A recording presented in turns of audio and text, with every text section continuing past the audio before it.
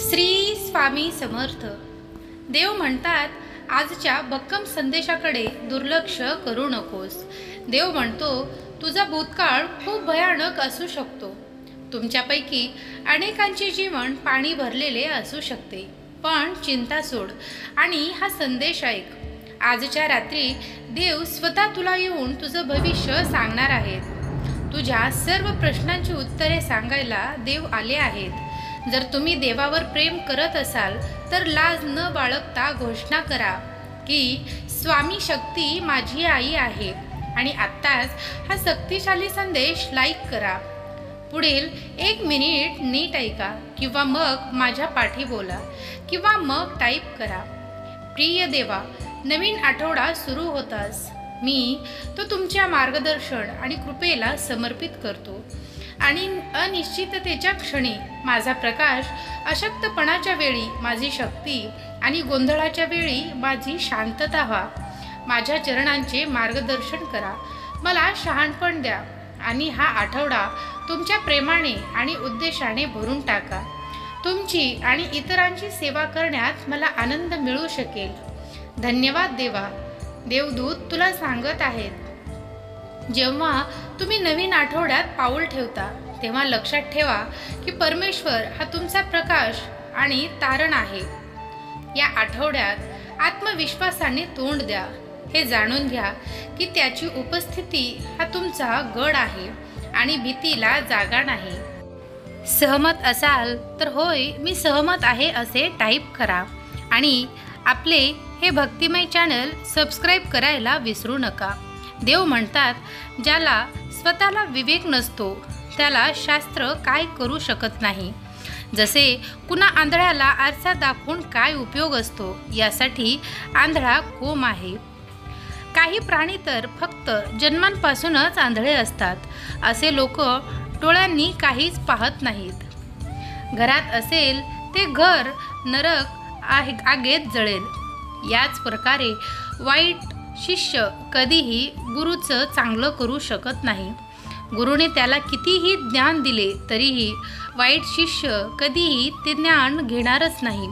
ज्याप्रमाणे चिकण्या माथ्यावर पाणी टाकले तर त्याचा काहीही प्रभाव पडत नसतो. ही गोष्ट लक्षात ठेवा. जो जसा आहे तो तसाच राहणार आहे. वाईट लोक वाईटच राहणार आहेत.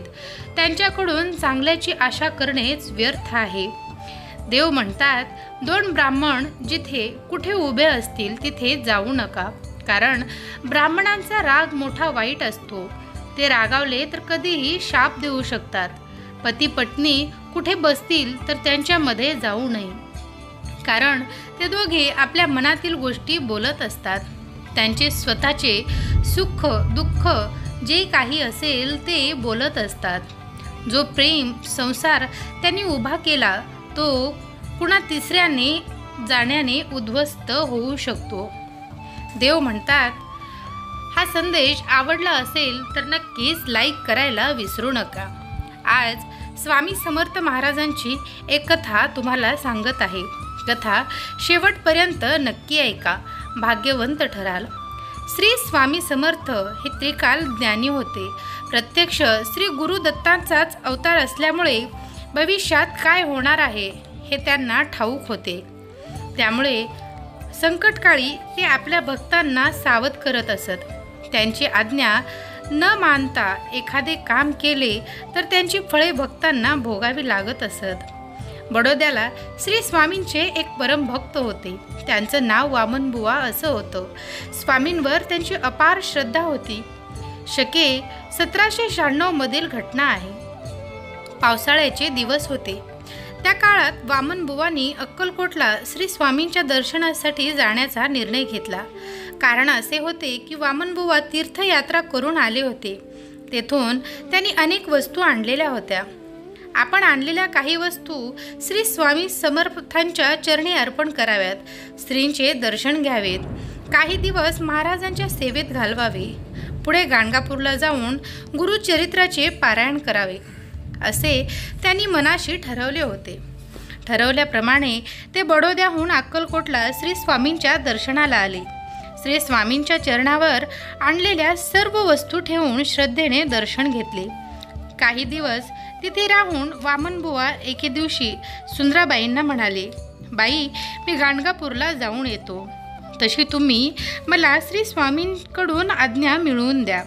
मठाचा कारभार सुंदराबाईच पाहत असत, त्यामुळे त्यांचे श्री स्वामींच्याकडे येणे जाणे असायचेच. सुंदराबाईंनी योग्य वेळ साधून वामनबुवांची इच्छा स्वामींना सांगितली. तेव्हा स्वामींनी वामनबुवांना बोलावून घेतले आणि म्हणाले, अनेकदा गाणगापूरला जाऊन आलात, आता पुन्हा कशाला? आता गेलात तर चिखलात पाण्यात अडकून पडाल. गाणगापूरला जायला स्वामींची आपल्याला परवानगी नाही हे वामनबुवांनी ओळखले, परंतु तरीही त्यांनी दुसऱ्या दिवशी सकाळीच गाणगापूरची वाट धरली. गाणगापूर येथे जाण्यासाठी अक्कलकोटहून थेट रेल्वे नव्हती. उडून स्टेशनवर उतरून तिथून 2 कोस पायी जावे लागायचे. वामनबुवा निघाले तेव्हा पाऊस पडत होता. उडूर स्टेशनवर उतरून ते पायीच गाणगापूरला जायला निघाले. पावसामुळे रस्त्यात चिखल होता, चालणे मुश्किल होते, पण ते थांबले नाहीत. रस्त्यात 2-3 नाले लागले, ते त्यांनी पार केले, पण पुढच्या एका नाल्याचा त्यांना अंदाज आला नाही. बुवा नाल्यात उतरले, ते चक्र चिखलात रुतून बसले. पाय पुढे टाकण्याचा प्रयत्न केला तर ते जास्तच खोल जाऊ लागले. आधी कमरेपर्यंत, नंतर खांद्यापर्यंत ते चिखलात रुतले गेले. तेवढ्यात मागून एक घोडेस्वार येताना दिसला. तो मुस्लिम समाजाचा वाटत होता. तोही नेमका चिखलात फसला. त्यालाही घोड्यासह बाहेर पडता येत नव्हते. वामनबुवा तर अगदी गळ्यापर्यंत चिखलात फसले. आता आपली धडगत नाही हे ओळखून त्यांनी मनातून श्री स्वामी समर्थांचा धावा सुरू केला. पुढे पुढे त्यांची शुद्ध हरपत चालली होती. तशातही बुवांना कुणीतरी आपला हात धरून ओढतो आहे असा भास झाला. 2 प्रहर उलटल्यावर बुवा शुद्धीवर आले. ते पूर्ण चिखलाने भरलेले होते. पाऊस थांबला होता. नाल्यांचा पाण्यातच अंघोळ केली, कपडे धुतले आणि पुढे निघाले. श्री स्वामी समर्थ सांगत होते त्या गोष्टीची त्यांना प्रचिती आली. गाणगापुरात बुवांचा काही दिवस मुक्काम होता. त्या काळी त्यांनी दररोज गुरुचरित्राचे पारायण केले. शेवटच्या दिवशी भीमा अमरजा नदीच्या संगमावर गेले. तिथे खोल पाण्याचा अंदाज न आल्याने गंटाळल्या खात बुडू लागले. त्यांच्या नाकातोंडात पाणी गेले. वाचवण्यासाठी ते धडपडू लागले. बुवांना बुडताना बघून काही पट्टीचे पोहणारे मदतीला आले. त्यांनी बुवांना वाचवले, पण त्यांना शुद्धीवर यायला 4 प्रहर लागले. श्री स्वामींच्या दुसऱ्या बोलण्यांचीही प्रचिती आली होती. श्री स्वामींची आज्ञा न मानल्यामुळे बुवांची भली खोड मोडली गेली. अक्कलकोटला आल्यावर ते श्री स्वामी समर्थांसमोर खाली मान घालून उभे राहिले. मनोमन ते स्वामींची क्षमा मागत होते. त्यांनी बडोद्याला परत जाण्याची आज्ञा मागितली. तेव्हा श्री स्वामी म्हणाले, मला दसऱ्याला पुरणपोळी खाऊ घाल. त्यावरून श्री स्वामींनी आपल्याला दसऱ्यापर्यंत थांबायला सांगितले. असे ते समजून चुकले होते व दसऱ्यापर्यंत तिथेच राहिले. श्री स्वामी समर्थ. मित्रांनो, तुम्हाला जर ही स्वामींची कथा आवडली असेल तर नक्कीच लाईक करा. शेवटपर्यंत व्हिडिओ बघत राहा. देव म्हणतात, प्रिय देवा, मी विश्रांतीसाठी झोपतो तेव्हा मी तुमच्यासमोर यशाच्या शोधात हृदयातच येतो. माझ्यासमोर असलेली आव्हाने आणि अडथळे तुम्हाला माहीत आहे. प्रभू, मी माझ्या जीवनातील तुम्ही दैवी हस्तक्षेपासाठी विचारतो. सर्व गोष्टींमध्ये तुझी इच्छा पूर्ण होते. मला तुझ्या बुद्धीचे मार्गदर्शन कर आणि मला अडचणींवर मात करण्याची शक्ती दे. मला तुमच्या वेळेवर आणि तुमच्या योजनांवर विश्वास आहे, कारण तुम्ही सर्व गोष्टी चांगल्यासाठीच करत असतात. माझ्या आयुष्यात तुझा हात काम करताना आणि तू माझ्याबरोबर ठेवलेल्या मार्गावर विश्वास ठेवण्यास मला मदत कर. आज रात्री मला शांती दे. प्रभू, तुझ्या प्रेमाच्या आणि समर्थांच्या खात्रीने मला विश्रांती घेऊ दे. माझा आत्मा ताजेतवाने करा आणि जेव्हा मी झोपतो तेव्हा माझ्या अश्रीचे नूतनीकरण करा. मी माझ्या सर्व चिंता आणि ओझे तुमच्या चरणी ठेवतो आहे. मी विश्रांती घेत असतानाही तू कार्य करीत आहेस यावर विश्वास ठेवतो. स्वामींच्या नावाने मी प्रार्थना करतो व काम प्रार्थना डोळे बंद करून करू नको, किंवा मग टाईप करा, स्वामी चमत्कार होईल. प्रभू, माझ्यासमोर जे काही आहे ते स्पष्टपणे पाहण्यासाठी मला शहाणे डोळे दे.